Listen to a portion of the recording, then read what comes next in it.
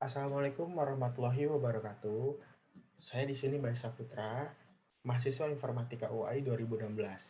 Di sini saya akan mempresentasikan hasil seminar proposal yang saya buat, yang berjudul tentang perancangan prototipe aplikasi layanan bimbingan konseling online berbasis Android sebagai wadah mediasi menyelesaikan masalah untuk siswa-siswa SMA Bakti Data menggunakan framework React Native. Masuk ke latar belakang. Pertama, konseling merupakan kegiatan yang membantu seseorang dalam menyelesaikan masalah. Kedua, makna konseling mencakup dengan banyak persoalan, salah satunya tentang pengembangan diri, maupun bimbingan dan solusi dalam menyelesaikan masalah. Ketiga, konseling juga bisa diterapkan secara online, yaitu e-counseling, yang merupakan proses konseling online dengan jarak jauh melalui chatting online. Situasi ini membentuk tantangan tersendiri, terutama bagi mereka yang di bidang pendidikan. Untuk para guru bimbingan konseling, untuk membantu siswa-siswi dalam memecahkan pembelajaran masalah di sekolah. Selain itu, mendukung situasi pandemi, karena pemerintah telah memberikan kebijakan agar setiap agenda belajar mengajar di sekolah dilakukan secara pembelajaran jarak jauh.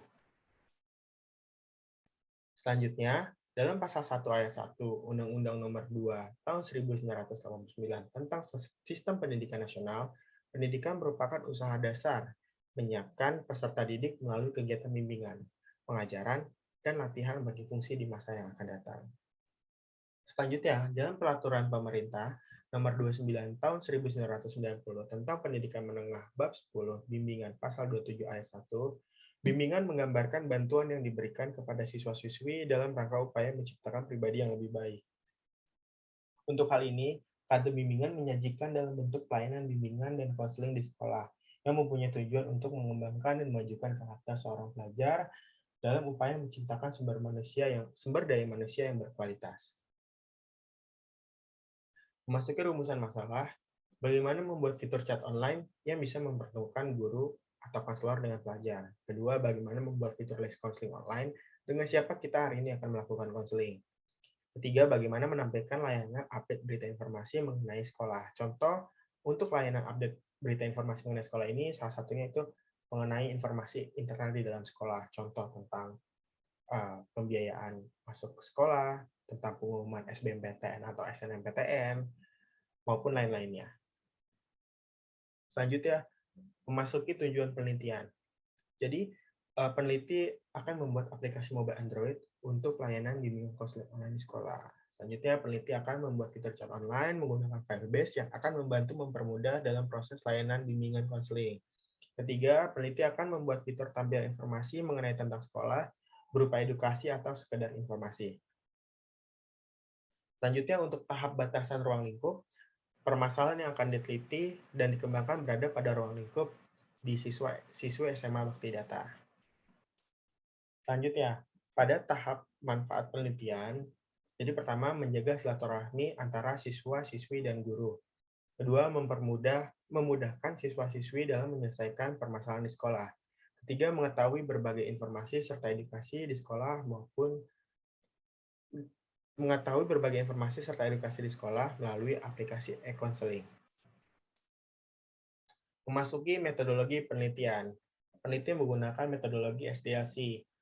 Dari SDLC sendiri mempunyai 6 tahapan. Pertama, yaitu ada analisis. Pada tahap ini, sistem akan dianalisis bagaimana akan dijalankan nantinya. Hasil analisis ini berupa kelebihan dan kekurangan sistem, fungsi sistem, hingga pembaruan yang akan diterapkan. Kedua, masuk tahap planning. Tahap ini dalam perencanaan di mana sistem akan diidentifikasi dan menentukan skop atau ruang lingkup proyeknya.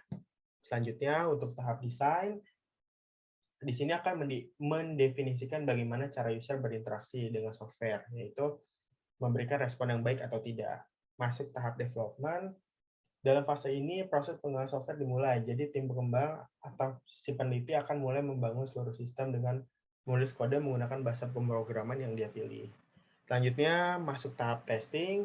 Pada tahap ini memastikan bahwa sistem terbebas dari cacat atau error maupun bug. Selanjutnya untuk tahap maintenance, biasanya proses maintenance ini atau proses pemeliharaan software atau pemeliharaan sistem. Di tahap ini, peneliti akan melakukan pemeliharaan sistem dan rutin melakukan pembaruan agar kinerja software tetap optimal. Selanjutnya, proses alur bisnis aplikasi e-counseling. Jadi di sini ada dua, yaitu antara user dan sistem. Pertama, user di sini akan membuka aplikasi e-counseling tersebut. Lalu sistem akan menampilkan halaman utama splash screen. Jika sudah punya akun, maka user langsung melakukan login. Tetapi jika belum punya akun, sistem akan menampilkan halaman registrasi, lalu user melakukan registrasi. Setelah itu, melakukan login, dan sistem akan menampilkan halaman homepage e-counseling. Setelah itu, user memilih ingin konsultasi dengan siapa, atau bisa dibilang si siswa-siswi ini akan memilih ingin konsultasi dengan siapa sih. Selanjutnya, menampilkan fitur chat online. Sistem akan menampilkan fitur chat online. Selanjutnya, si user akan melakukan konsultasi online dengan konselor atau guru. Itu salah satu proses alur bisnis dari aplikasi e-counseling. Selanjutnya, ini ada mind map. Mind map ini dapat diartikan sebagai proses memetakan pikiran untuk menghubungkan konsep permasalahan. Atau secara singkatnya ini, mind map ini adalah sebuah peta yang membentuk atau memberikan sebuah gambaran untuk kita akan membuat konten di dalam itu mau diisi apa aja sih. Jadi nanti di sistem ini kita akan mau dibikin apa aja gitu. Pertama, di sini ada halaman utama. Halaman utama ini akan berisi tentang header. Header berisi tentang logo, terus body ini berisi greeting card atau kalimat sapaan, footer nanti ada registrasi dan sign in. Memasuki halaman register berisi nama lengkap, jurusan apa, email, password, terus ada button CTA, call to action yang berisi tentang dia bakal ngedirect, yaitu ketika itu dia klik continue, bakal masuk ke halaman sign in. Selanjutnya, halaman sign in berisi logo, greeting, email, password, button CTA sign in, yang berisi upload foto dari galeri, upload and continue, atau skip lanjut konsultasi. Setelah itu bisa masuk juga untuk buat account. Masuk ke halaman homepage yang berisi tentang header isinya tentang logo, full name, dan deskripsi. Full name ini full name dari siswanya ya, jadi dan deskripsi ini siswanya mendeskripsikan diri dia, kayak gitu. Terus masuk ke halaman homepage, yaitu ada home greeting, terus pilih guru konsultasi, ada profil gurunya, dan dia bisa langsung mulai konsultasi. Setelah itu ada fitur yang namanya top rate guru nih, tampilan fitur, berisi tentang guru-guru yang sering dilakukan konsultasi oleh siswa-siswi. Terus selanjutnya menampilkan berita informasi sekolah. Selanjutnya masuk ke halaman pesan, yaitu isi dari list room chat counseling. Selanjutnya masukin halaman fasilitas. Halaman fasilitas ini berisi tentang tampilan list fasilitas di sekolah. Selanjutnya untuk tools yang digunakan oleh peneliti. Pertama yaitu ada Visual Studio Code. Jadi Visual Studio Code ini merupakan sebuah text editor yang bersifat open source. Selain itu, Visual Studio Code ini aplikasi cross-platform yang dapat digunakan di dalam berbagai sistem operasi Windows, Linux, dan macOS. Selanjutnya, peneliti menggunakan Firebase, karena Firebase ini sebuah platform database yang diterbitkan oleh Google untuk layanan API chat online secara real-time yang sering digunakan oleh kelompok developer Android. Selanjutnya, peneliti menggunakan Figma, merupakan karena Figma sendiri ini sebagai desain tools digital berbasis cloud-based, membantu proses peneliti dalam membuat prototyping dalam bentuk low fidelity maupun high fidelity.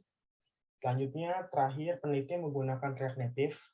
React Native ini salah satu framework cross-platform yang digunakan untuk membuat mobile aplikasi dalam dua sistem sekaligus. Jadi bisa digunakan untuk Android maupun iOS. Dalam pengembangan pembuatan aplikasi di Android, pertama kali harus mengerti bahasa pemrograman Java. Itu khususnya, jadi sebelum belajar React Native, belajar dasarnya dulu, belajar Java. Oke, itu aja. Terima kasih. Saya Bani Saputra. Mohon maaf bila ada kata-kata yang kurang. Wabillahi taufiq wal hidayah. Wassalamualaikum warahmatullahi wabarakatuh.